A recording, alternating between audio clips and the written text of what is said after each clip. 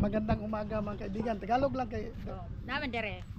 Dito talagang kalaro ko na ito dati. Bali pa. Bata pa, yung mother niya. Dito nakatira. Pero ang bahay talaga nila yan. Diyan sila lumaki. Hanggang lumaki siya. Diyan, nung mag-asawa, dito na. Pero single ma'am ako ha, walang asawa. Single ma'am dahil iniwan niya ang kanyang husband. Dahil sa sobrang kagwapuhan, iniwan niya. Dahil maraming nagkakagusto. Kaya iniwan niya. Ano masasabi mo sa mga nangiiwan? Iwan ko kung ano masasabi ko dyan. Malaki naman yung mga anak ko. Wala na ako naghanap ng ano. Ilang taon na? 30 years. 30 years old na pala yung panganay niya. Kasing edad na rin ng anak ko. Yung, shout out sa iyo Kuya Alin. Yung mga at kay Natalie. Yung pangalawang kambal ko, 21 years old. 21 na. Matagal. Tuloy natin dahil walang music na. Ito. Music. Di ba? Nagkasarapan yung nakipagmarites ako dito kasi bihira ako umuwi. Siguro malapit mag 8 years bago ako umuwi dito. Tagal. Before pandemic and after pandemic, ngayon na lang. Kaya ito, nakipagchismisan sa mga kababata. Nakipagmaritisan. Andun si mother. Yan, bata pa yan dati. Bata pa rin kami. Ayan, hanggang ngayon. Ito na. Ito na yung nanay ko. Yan, mga kapitbahay talaga ito nung lula ko. Kasi dati pag bakasyon dito ako nagbabakasyon sa lula ko. Kaya marami akong kaibigan. Yung mga luma dito. Pero yung mga bago, wala na. Ito. Malaki na ang pinagbago ng lugar na ito kasi dati ito, di ba? Daan. Ito, maisan. Saging. Yan. Saging, maisan. Ngayon, kabahayan na. Bahay na. Dito, sagingan din itong likod. Ngayon, kabahayan na. Ang daming bahay sa loob. Pero dati wala. Ang kapitbahay, ito lang sila. Kapitbahay namin dito. Ito lang natira. Itong bahay na ito. Saka doon, yung sa likod. Saka itong sa harap. Hindi pa ganyan. Ano pa ito dati? Yung puro kubo. Saka mag-snack ng saging. Kontento na. Pero ngayon may bikiri na kasi dyan sa may harap. Kaya ayaw na, siguro ito ayaw na kumain ng saging. Kumain no? Maraming saging dito. Kasi kain pa rin pala ng saging. Kasi yun tayo nagsimula dyan. Pero kupra, ayaw na, hindi na siguro kakain ito ng kupra. Ako kumakain pa rin ng kupra. Makain ba? Ay, salamat. Ayan, nandito tayo ngayon sa karinderya ni Choy Choy. Ayan, unang customer nung dumating ako dito, si Inday. Kala nyo mga taga Purok Papaya hindi magaganda, no? Maraming mga ganda rito. Purok Papaya yan eh. Mga sabon yan, mga papaya, gawang papaya. Di ba? Ito ang mayari si Choy Choy. Tagal ko ng kaibigan ito. Binata pa siya. May asawa na ako. Ngayon may asawa na siya. Guwapo pa rin. Tingnan mo yung ano niya. Asawa niya. Maganda pa rin. Naging kaibigan ko ito nung single pa rin siya. Pero sila na. Ngayon negosyante na. Sa kanila ito. Saka yung tindahan at saka yung doon sa kabila. Sa kanila. Subscribe ko. Yan. Kasi pangalan mo ka? Subscribe ko ha. YouTube channel. Taga sticker. Subscribe ko. Ako ka na siya. Small time lang. Mayroon mag views. Pero ganyan daw. Sa start, maliit ang views. Pero dahil sa kanya, i-share ko ha. Sa mga friends. YouTube siya. Ayan, di ba? May subscriber na ako. Si Choy Choy. Misis niya. Di ba? Ano talaga ito? Masipag sila. Masipag silang mag-asawa. Tindahan. At saka ito. Ito palang binta nilang ulam. Naluto nila. Lunch pa lang. Wala na. Ubos na. Ang lakas. Yan, ilan yan, Isa, dalawa. 6, 7. Walos yan. Oh. Sabi ng customer ni Coffee, masarap daw ang luto ni Mrs. Oh. Hindi ko na lang tanungin kung ano ang sikreto niya. Sikreto niya yon. Paano niya pasarapin yung mura na. Oh, daghan daw. Oh, mura na. Masarap pa. Daghan pag takos. Dagag takos, marami yung isang order mo. O, di ba? Oh, good for two na daw. Good for two. Oh. Pero, ito magkano? 25. Oh. Isipin nyo, pansit 25. Ang dami. Dami. Kaya kapag napasyal kayo ng Purok Papaya, punta kayo dito kina Choy Choy. Malapit lang sa kanto. Malapit lang dyan sa kanto. Kanto na yan kami. Shout out! Shout out! Yun, shout out! Di ba? Oh, marami tayong magiging ano dito, subscriber. Pero masarap ito. Ito. Yan. Yung salad na langka. Masarap yan. Tanongin natin si Choy Choy. 5 lang tanong. Choy, kumusta ang kinabuhi sa usa ka amahan? Okay lang yapon bisag ka lang makapatag yapon maka atag yapon ka lang may mga kalipay sa pamilya nagpait pero okay ra. Mao na sila ang ginaingon na pobreng hamugaway. Oh. Kay makapagbigay pa rin ng kunting tulong sa iba. Yan. Ganda yung bahay ni Cheche. Oh, ganda ng motor niya. Ayan, Philips na 125 Alpha. Oh. Ano? Rider pala ito. Ngayon ko lang napansin. Yan o. Oh. Off-road yan ha. Off-road oh. Galing na ko. Magaling magmotor. Daming magaling dito ng mga bata. Galing magmotor. Daming ulam ni Choy Choy. Oh, ayan, di ba? Ito, wala. Nung nagsimula sila, kasi bagong mag-asawa, nag-start talaga sila sa wala. Hanggang dahan-dahan silang nagnegosyo. Kapag tatayo ang tindahan. Yan, hindi ko nga, na-shock nga ako nung bumalik ako na makita ko. Tinanong ko kung kaninong bahay yan. Kay Choy Choy pala. Bah, laki ng bahay ni Choy Choy. At saka meron pa siyang water refilling doon sa kabila. Masikap sila mag-asawa. Kaya gagayahin ko yan. Gagayahin ko si Choy Choy. Masikap. Yan o. Diba? Ito si Mrs. Si Mrs. siguro may lahing Ilocana. Wala. Kasi masikap eh. Ayan. Masarap sila magluto. Ngayon, ang negosyo ni Choy Choy, ito na, karinderya. Baka lalong lumaki ito. Kasi payat ito dati.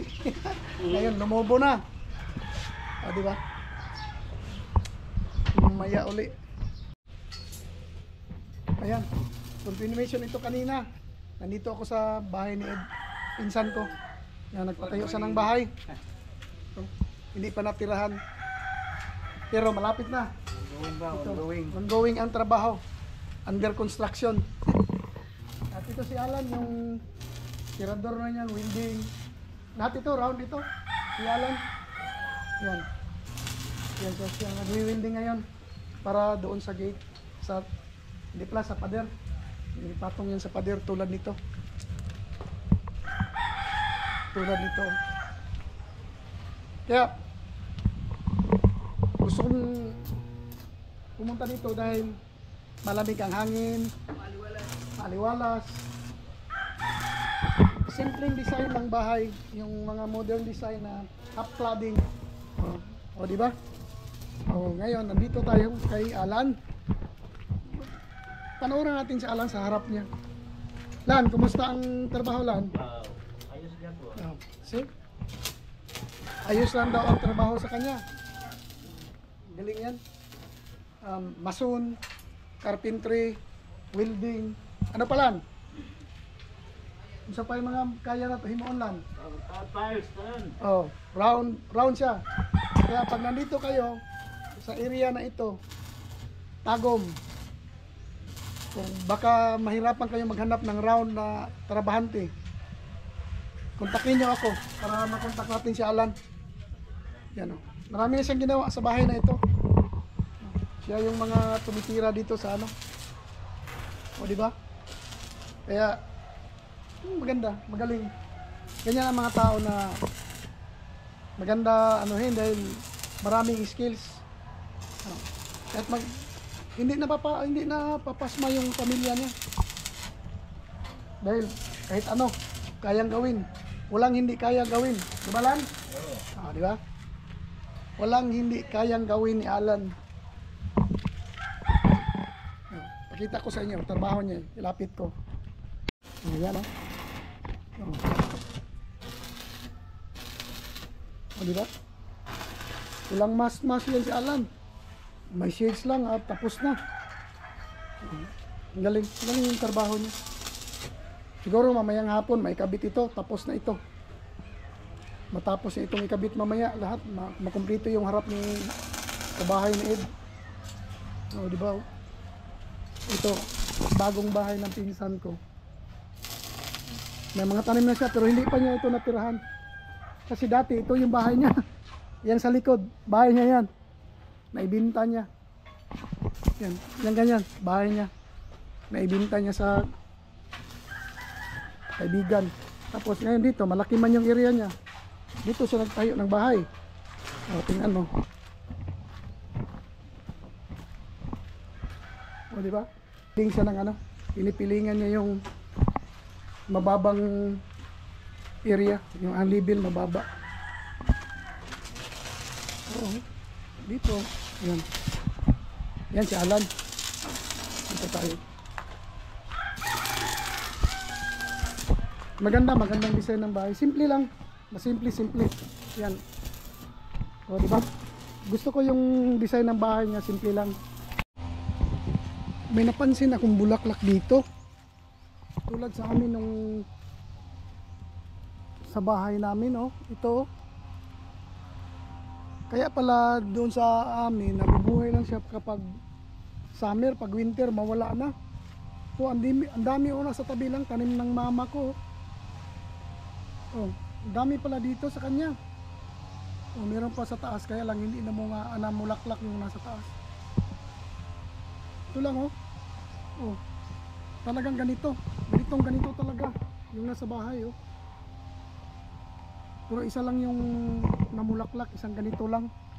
Ito marami. Ito pabulaklak pa ito. Oh, may palabas. Saka ito, oh. Ganda ng kulay niya, oh. Yan, oh. Pink na pink, oh. Ganda. Tapos ang ano nito, isa lang bulaklak nito eh. Pag bulaklak nito, pag mamatay siya, may susunod na naman, pasunod-sunod, pa isa-isa. Iwan ko lang ha kung merong magsabay, basta oh, ito, palabas na ito. Yan, palabas na yan. Yan, oh. Siguro pagka mamatay ito, lalabas na yan. Kung marami, maganda pala sa tingnan pag marami. Ito, hindi pa namulaklak, oh. Hindi pa. Ang daming tanim ng bulaklak ng mama ko dito. Oh. Dami siyang mga, kaya lang hindi na naasikaso dahil siyempre mag-isa lang naman siya, wala siyang kasama na mag-alaga ng kanyang tanim. Dami, kaya na ano na. Yung tawag ito, dami ng damo. Madamo na. Yan, oh. Meron siyang papaya, yung brown papaya. Dito kung meron siyang mga orchids, oh. Hindi ko alam kung ano yan, anong mga bulaklak niyan. Daming bulaklak itong mama ko. Plantita kasi ito. Oh, mahilig sa bulaklak. Kahit saan lang itanim. Oh, mukhang gubat niya itong likod niya dahil sa laging umuulan. Mayroong pumunta dito kahapon para maglinis, maglimpisa. Kaya lang hindi nasimulan dahil umuulan na naman. O yan, oh. Ito ibang klase rin. Dami siyang bulaklak. Dito hindi ko nga alam kung anong klase mga bulaklak itong dito niya, oh. Ito, yung ganyan. Anong klase bulaklak yan, oh. Kahit saan yan siya magpunta, pagbalik niyan, meron yan siyang mga dagdalang halaman. Itanim na niya kahit saan. Oh. O, di ba? O, ganyan siya. O. Kung kung malinis ito, maganda man ito tingnan. Parang hardin. Kung malinis. Kaso lang, laging umulan. Doon, no? Puro na damo doon. May papakyaw nito pag linis.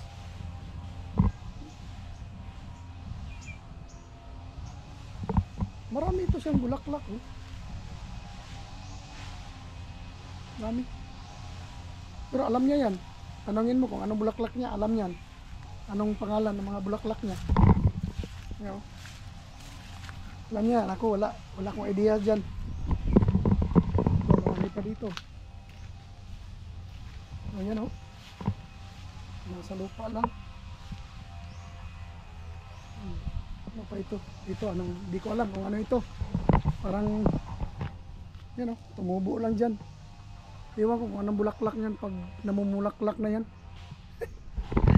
Dami yung bulaklak dito. Oh. Hanggang doon pa yan. Ito, meron siya parang water lily. Oh. Ito, maraming kang nakikita pag malamig na lugar. Ito, maraming ganito sa mga malamig na lugar. Yan, oh. Yan. Marami kasi yan kasi tubig laging basa. Dami niya. Kung ano-ano na lang yung mga halaman niya. Yan, maganda sa paningin niya. Yan, oh.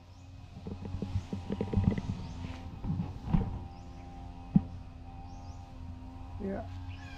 Yan, masaya siya pag nakita niya yung mga bulaklak niya na ano, magandang tubo. Parang mukhang masaya yung bulaklak. Masaya na rin siya. Yan ang therapy niya sa buhay niya. Yung bulaklak niya. Ang dami pa doon. Tingnan natin ano yung iba. Dami nga ito. Oh. Meron yung itong mga maliliit. Siya lang nakakaalam yan kung ano yan. Oh. O, diba? Siya lang nakakaalam kung ano yan. Oh, meron pa siya dito. O, doon. Meron siya doon. Yung mga ano yan, yung mga pula. O, diba? Meron siya nitong ano nito? Tawag ito sa iba, miracle fruit. Yun ko kung anong klaseng pagka miracle fruit ito. Ayan.